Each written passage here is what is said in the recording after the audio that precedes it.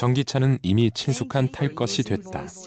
점점 높아만 가는 환경에 대한 관심에 정부는 전기차 보급을 서둘렀고 보조금발을 노린 많은 브랜드에서 앞다투어 전기차를 내놓았다.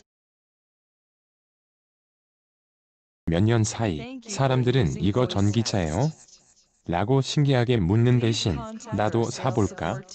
라고 생각하기 시작했다."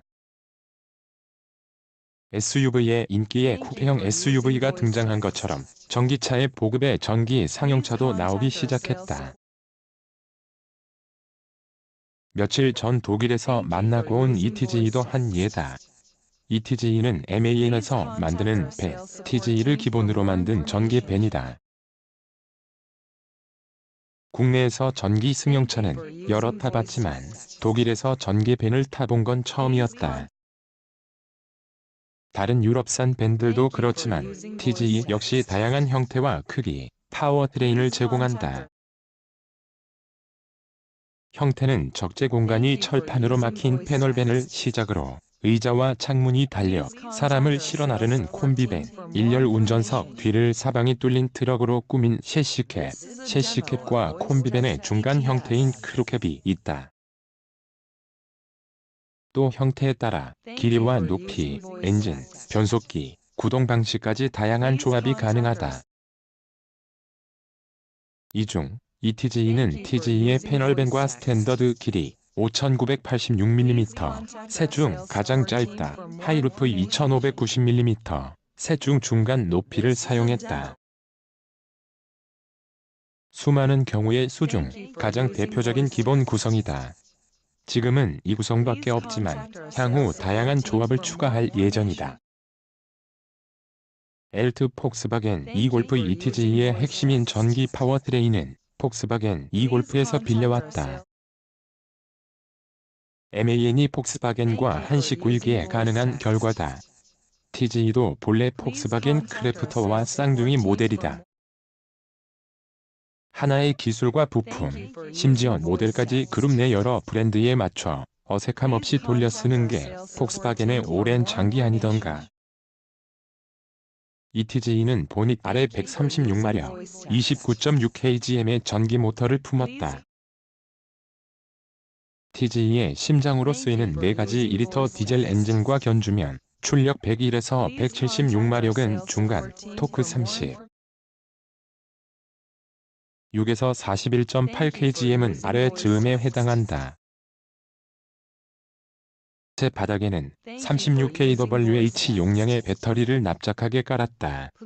모터와 배터리 모두 이 골프와 동일한데 성능은 차이가 크다. 이 골프가 유럽 기준 NEDC로 300km까지 달릴 수 있는 반면 ETJ는 173km를 간다. 최고 속도 역시 이 골프의 150kmh에 비하면 ETJ의 90kmh는 한참 낮다. 라고 받아들일 수 있다. 하지만 이런 차이는 승용차와 상용차의 차이, 사용 환경을 위한 최적화로 이해하는 게 맞다.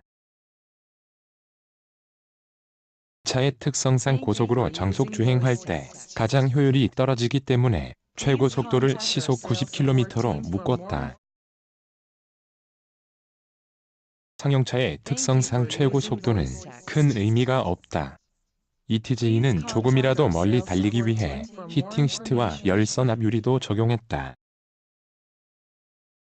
히팅 시트는 몰라도 열선 앞 유리는 고가 승용차인 제규어, 랜드로버에서나 봤던 장비.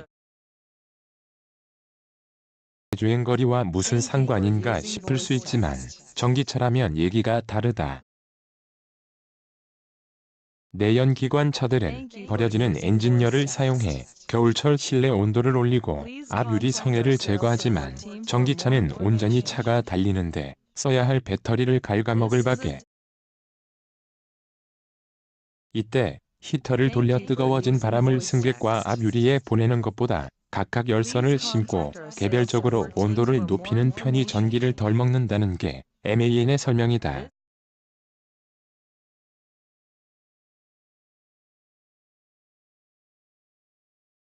그럼에도 불구하고 ETJ의 주행거리는 173km다.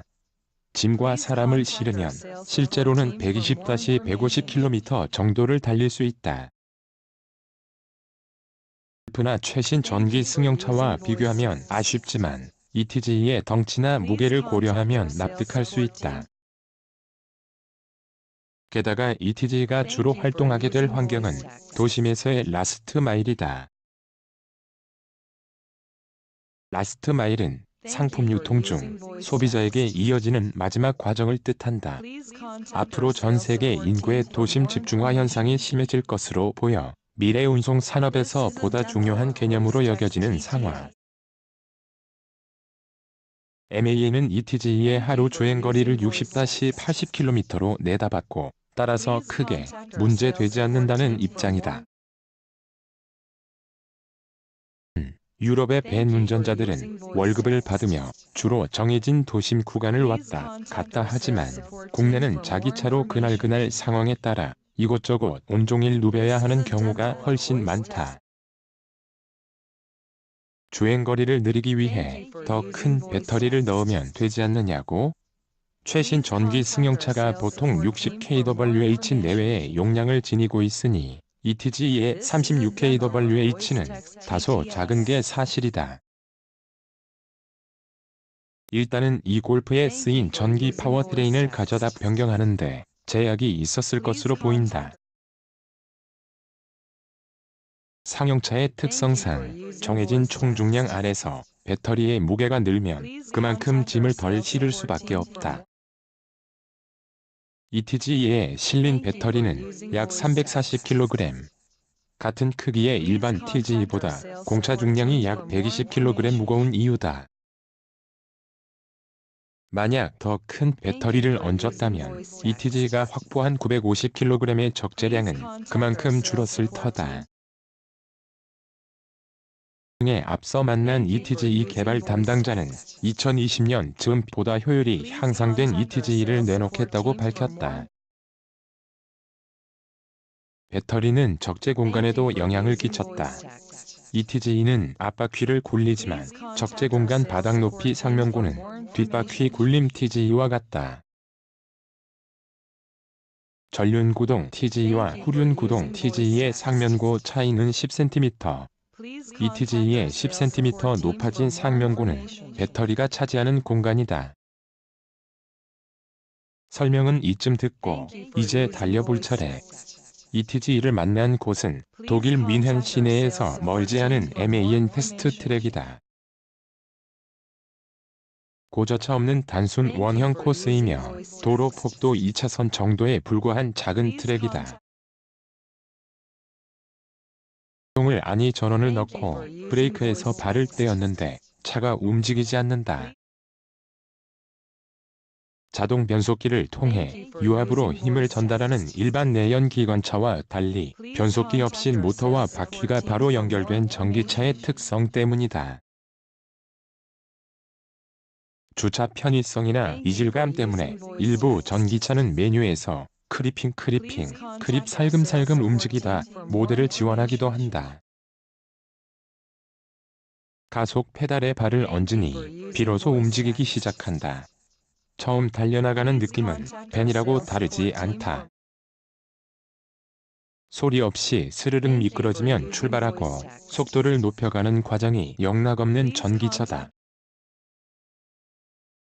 전기모터 회전 바퀴 회전을 화석연료의 폭발이 피스톤과 크랭크축을 거쳐 회전운동으로 변하고 변속기를 통해 바퀴까지 전달되는 과정과 비교할 수는 없는 노릇. 물론 같은 전기차라고 해서 테슬라나 다른 전기 승용차와 같이 폭발적이거나 시원한 가속을 기대하면 곤란하다. ETJ는 산뜻하지만 묵직하게 발걸음을 옮긴다. 오른발에 욕심을 부려보니 계기반 좌측 바늘이 숫자 10을 향해 돈다. 모터의 힘을 얼마나 뽑아 쓰는지 나타내는 계기였는데 처음에는 모터 회전수인 줄 착각했다. 엔진의 힘이 얼마나 남았는지를 보여주던 롤스로이스 파워 리저브 게이지가 떠올랐다. 테스트 트랙 중간에는 꽤 심한 코너도 있었는데 ETJ는 우려보다 훨씬 잘 돌아나갔다. 코너 시작 부근에서는 높은 시트 포지션 탓에 살짝 불안감도 들었으나 막상 진입 후에는 무리 없이 운전대 돌린 대로 동선을 그렸다. 바닥에 납작하게 깔린 배터리 덕분이다. 가속 페달 조작에 따른 가감속의 변화가 심하다. 회생 제동 장치의 개입이 꽤 강하게 설정돼 있기 때문 ETJ 개발 초기에는 회생 제동 장치의 개입 정도를 운전자가 조절할 수 있도록 하는 방법도 고려했지만 복잡한 도심에서 단계를 조작하느라 안전 운행에 방해될 우려가 있어 결국 뺐다고 한다. 대신 ETJ는 가속 페달만으로 가감속은 물론 완전 정차까지 가능하도록 했다. 운동 에너지를 가장 적극적으로 모을 수 있으며 적응만 되면 도심과 정체 구간에서 편리한 방식이다. 쉐보레 볼트 EV와 닛산 2세대 리프도 각각 원 페달 드라이빙과 2페달의 이름으로 적용 중이다. AA는 작년 하반기부터 ETJ 판매를 시작했으며 현재 200대가량을 팔았다고 전했다. 판매량은 매달 가파르게 늘고 있으며 기대를 웃도는 수준이라고 덧붙였다. 지금 유럽에는 MAN 외에도 PSA와 르노 등 몇몇 브랜드에서 전기 밴을 판매 중이다. 머지않아 다임러도 이 스프린터를 투입할 예정이다. 사실 전기차는 승용차보다 상용차에 더 어울리는 파워트레인일지도 모른다. 정해진 구간을 왕복하니 충전 계획을 세우기 편하고 연료비와 긴 주행거리에 따른 고장과 수리 비용이 줄어들며 대형 화물차에서 발생하는 매연과 소음을 없애 쾌적한 도시를 만들 수 있기 때문이다.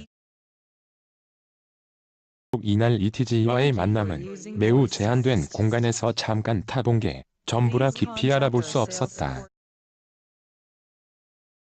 그럼에도 미래 상용차를 미리 한입 맛본 것 같아 신선했다. 이미 전기차는 승용차에만 국한된 얘기가 아니다.